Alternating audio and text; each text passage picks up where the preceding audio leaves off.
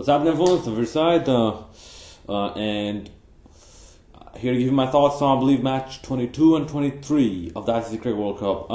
It looks like there are no matches today because I kept constantly looking at ESPN Cricket Info, and usually they're quite accurate with these things whenever there's a match, and it seems today's the day off, and understandably so. I mean, like, it was getting a bit repetitive and a bit redundant.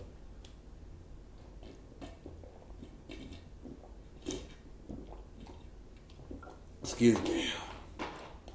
Man, gym is hard work. Oh, wait, the Coke's coming back. Right,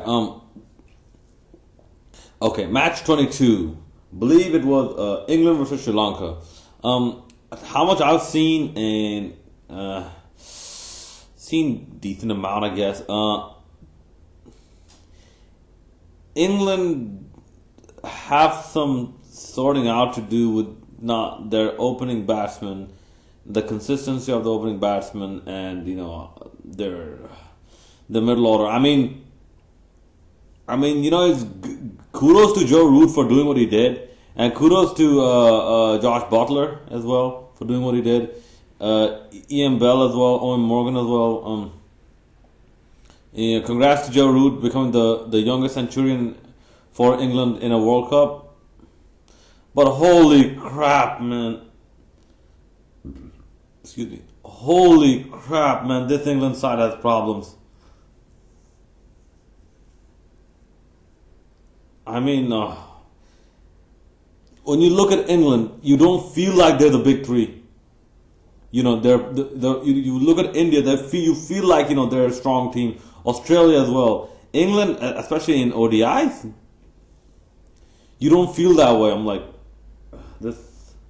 this World Cup tournament, because that ground 309 was a small total, and given the form Sangakkara and TMD is in, 309 was a small total, and they should have known it. They should have not been just content with 309.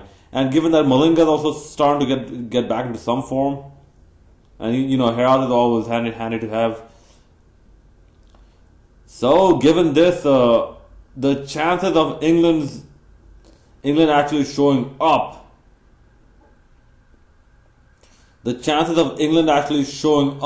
to the quarterfinals is actually now slimmer than ever, because England 309, and what you get from Sri Lanka, they get to the total without using up the entire 50 overs. With the loss only of TMD, and you had I believe it was Lahuru Tiramana, he got a century. Kumar Sangakkara again, he got a century. And this is they just made a mockery. They just made a mockery out of the English bowling, and it's about time they actually took this quite seriously. I mean, I know people are accusing Alistair Cook as the captain. But being too pussy and soft. Yeah, I do the same thing as well. Owen Morgan also is not having a very good start, because not only as a captain his side is not winning, but I don't think he's scoring that many runs either. In fact, for me, the captain should have been Andrew Strauss. I mean, the guy went out a bit too early, in my opinion. But since he's not playing, make Ian Bell the captain. Why making Owen Morgan the captain, man? Make Ian Bell the captain, or make James Anderson the captain, or somebody with a bit, possibly James. I wouldn't say that guy Chris Wokes, but possibly James Anderson, and Stephen Finn, kid, you need some more experience in this format, in the ODI format. You need some more experience, kid.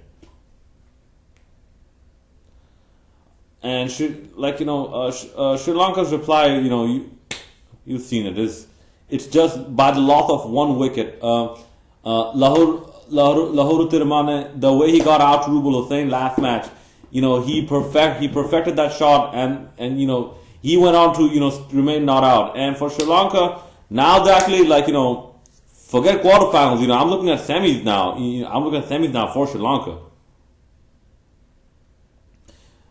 And if the players can maintain the form, and by the way, Angelo Matthews is always a handy batsman or a bowler to have, If they can maintain this form, if they can maintain the run getting and the minimal loss of wickets, the minimal loss of wickets. If they can maintain that, then they have semis they're written all over them.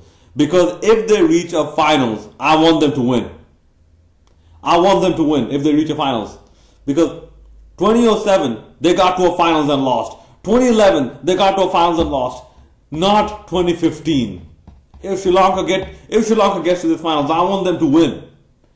Because god damn, man. God damn. Sangakkara and Jayawardene deserve a world title under their belt for the amount of dedication that they've put into this team. Not what I call is the cruiserweight title, the World T20. Not the that's the featherweight title or that's the lightweight title of the cricket world. I want them to have the big boy strap, the big boy trophy. Okay, so we now know that England have their work cut out for them, and Bangladesh better look out, because, like I said, England will possibly make a comeback. Let's just hope not at our expense. And if I'm not mistaken, England have Afghanistan to play, I believe. I believe England still have Bangladesh and Afghanistan to play. Bangladesh have New Zealand and Scotland and England to play. So England's chances are, well, they're shutting. Okay, move on to the second match. Pakistan versus Zimbabwe. Pakistan decided to bat first, and once I saw what's going on, I'm like 7-for-2, 10, after 7 overs, 11-for-2. What the hell's going on? At that point, I'm like, they already got gang raped by a bunch of big black cocks. When they took on West Indies, I'm like, no, don't tell me they're gonna get raped by another gang of big black cocks. No, well, thankfully that didn't happen. But yeah, I mean, the start was scary, and Pakistan cannot rely this much on the middle order to come, and the bowlers to come rescue them all the time. I mean, goddamn, look at Nasser Jamshid. I don't think he's working out. I really don't think he's working out. I'm like, isn't there any other replacement that's possible that can come in place of Nasser Jamshid? Because obviously he's not working as a replacement for Mohammad Hafiz. I believe 2 or 3 games he had, Nasser Jamshid did not do anything. Pretty much. So,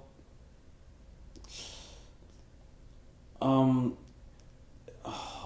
God! I mean, it was their bowling that actually, it was the bowling and Wahab Riaz that rescued them. Like that inning from Wahab Riaz, that was towards the end, and that contribution from Misbah Haq as well, that saved, that at least got them to closer to just above 230. Now with Zimbabwe. Okay, here's something I gotta mention with Zimbabwean bowling. Tineshi Panyangara, he has a problem of bowling too many extras. He's a good bowler, but he needs to get rid of that. Even Tanda Chitara, he needs to get rid of that, because there were way too many extras. Look, remove the extras, and Zimbabwe had won this game. Sean Williams, he bowled well, even though 2 for 48, but still, he got 2 important wickets, I believe. Stuart Mercer-Canary, I haven't seen that guy in a long time. He was one of the substitute fielders. What do you know?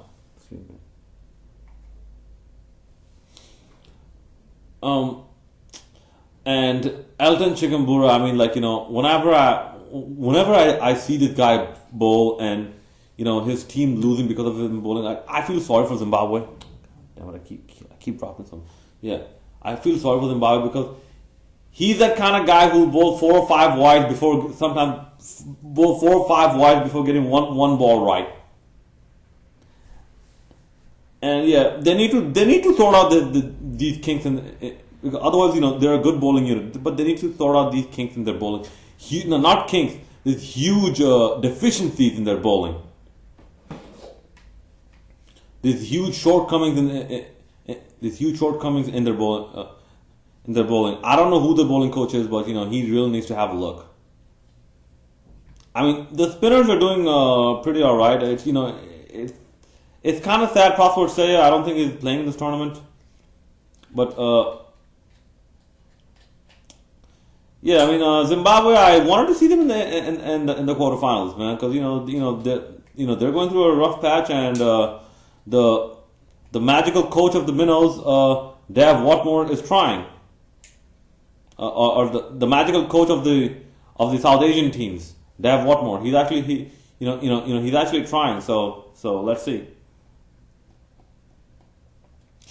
All right, and that's pretty much it. I'm looking forward to comments and suggestions. Pakistan obviously winning that game by, I believe, a few runs, because maybe like 15, 16 runs. And by the way, Ramiz Raja, it's like he had a fork. He was chewing into the Pakistani team credibility, because even Wasim Akram, it hurt him. It hurt him that inside the mind they're going like, fuck, I played for this team. I played for this is what Pakistan is reduced to. This World Cup winning team, this is what it's reduced to.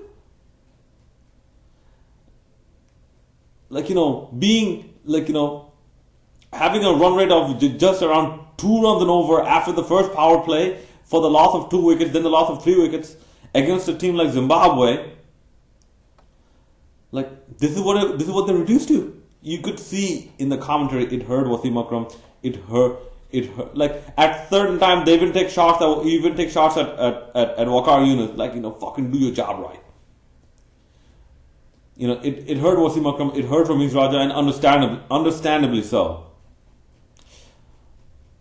Okay, and I guess that's about it. Looking forward to your comments and suggestions. This is Tanveer Syed signing out, and please hit like and subscribe, and I will see you the next day we have games.